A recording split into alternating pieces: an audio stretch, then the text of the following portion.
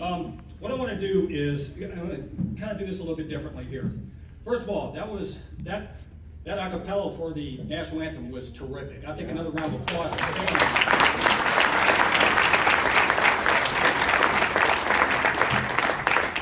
I didn't know George had that kind of talent in the family, because he certainly didn't have it downrange. That's for sure. But the other thing I'm going to do differently here, we know that as soldiers in uniform, and I'm glad to see some of the people that were part of our organization. We had the pleasure of serving with George downrange and he's being recognized tonight. But you know, you can't do anything without the family. So what I would like to do now is have the Hildebrandt family, Mom, Dad, Belinda, please stand up. Family, stand up, be recognized.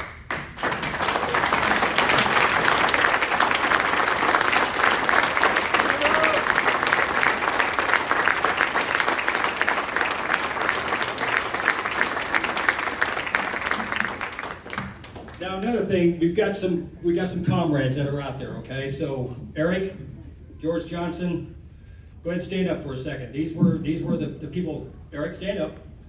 Anybody else, and I'm not sure that I'm seeing anybody else, but we served downrange with George. We try to get as many people from the 36th and the 50th Med to be here, and you know, commitments are what they are. Not everybody can make it here. But these are his teammates that were downrange. George meant a lot to us. For the MECD family, would you please stand as well, please? Because they're here as well.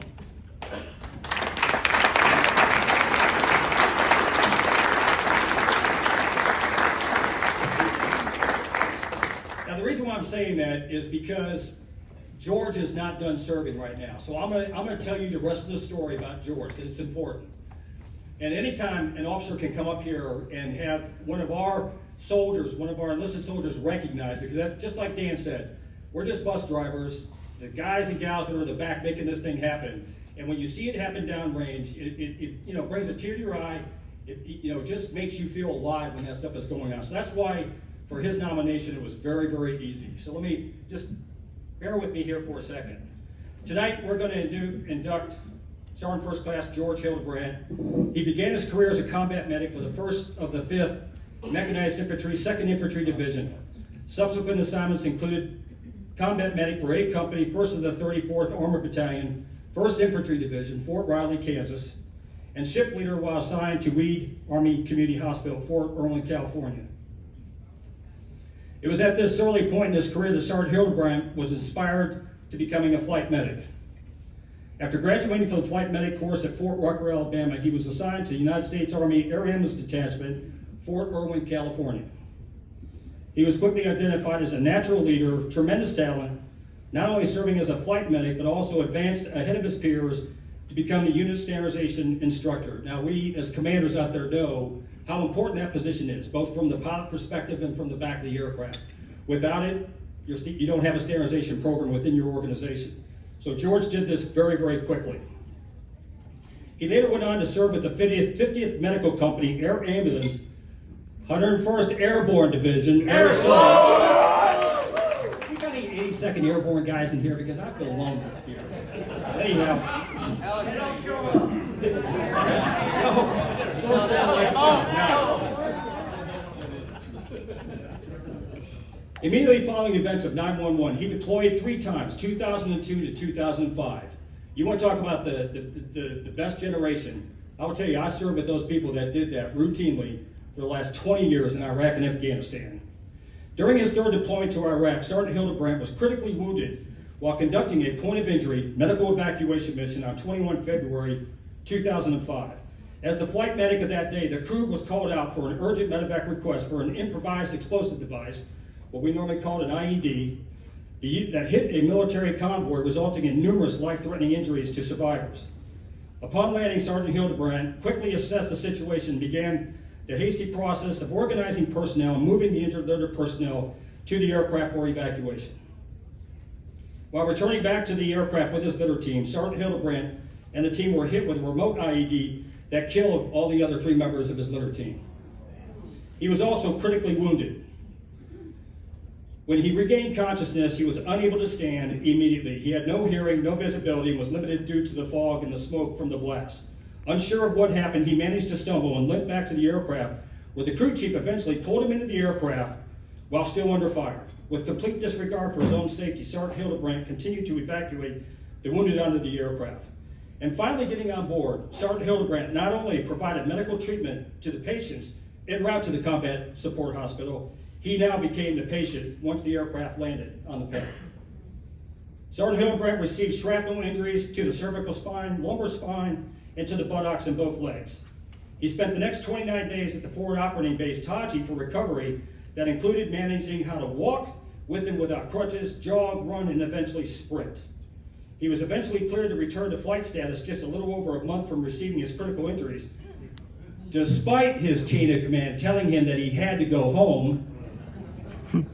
For his combat actions, Sergeant Hildebrandt received the Purple Heart and Fob Taji by Brigadier General Elder Granger, the commander of the 44th Medical Command.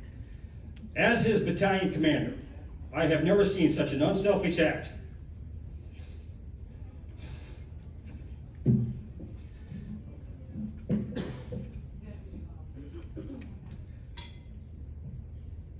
By any soldier.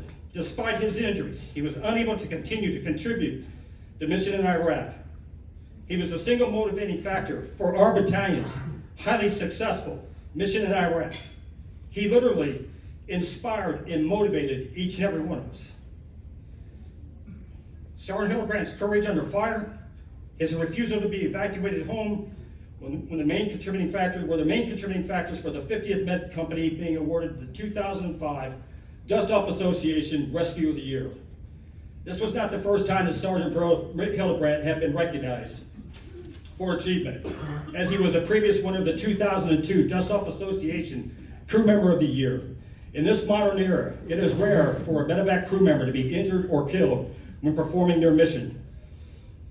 When it does happen, and those crew members voluntarily elect to remain in country despite the severity of their injuries, it only validates their unwavering dedication to the mission and the unit. Sergeant First Class Hildebrandt is the epitome of what being a flight medic is all about. That's the story of Sergeant Hildebrandt downrange. Now, he's not done. Building on his combat experience, he requested to become an instructor at the United States Army School of Aviation Medicine at Fort Rucker, where he would take the combat lessons learned in order to transform the Joint En Route Critical Care course and the Flight Medic course. Because of his leadership acumen, he was handpicked as the NCOIC for both courses. He transformed both courses through major changes, revamped the purely didactic to an operational and theater-focused course. He was later handpicked to be the NCOIC of the Medical Evacuation Proponency Directorate at Fort Rucker. He personally steered significant historical changes to the enlisted force and medical evacuation to include the reorganization of 38 medevac companies and their systemic institution of the critical care flight paramedic training for more than 1,200 medics in active and reserve components.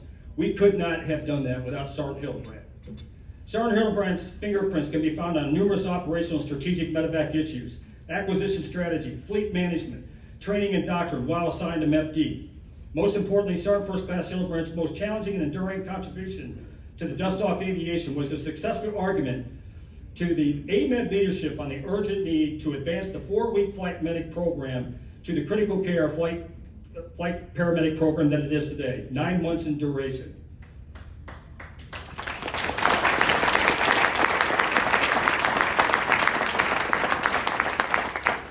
I will tell you from personal involvement in that we could not have done that without Sergeant Hildebrandt. I will tell you that some of the biggest opposition with that program is that we couldn't, one, train them, and two, we couldn't sustain them, and that we would lose these flight medics to the civilian EMS left and right. But it has proven that that is not the case today. And it's because of Sergeant First Class Hildebrandt, what he did at MEPD, and what he did with Fort Sam to convince the leadership that that's the way we needed to go. Thank you, George.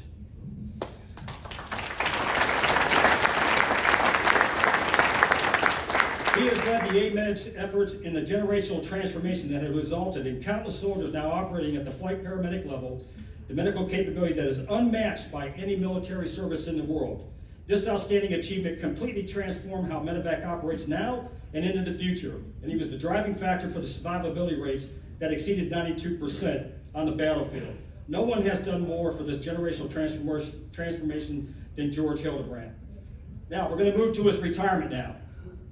He didn't stop. In 2015, he became a Department of the Army civilian at MEPD, now MEPD, where he assumed the responsibility for capability development for ground evacuation. He has led the working group efforts with the science and research communities to identify the required changes for medical evacuation platforms with regards to in-route care, provider task saturation, new technologies for patient care.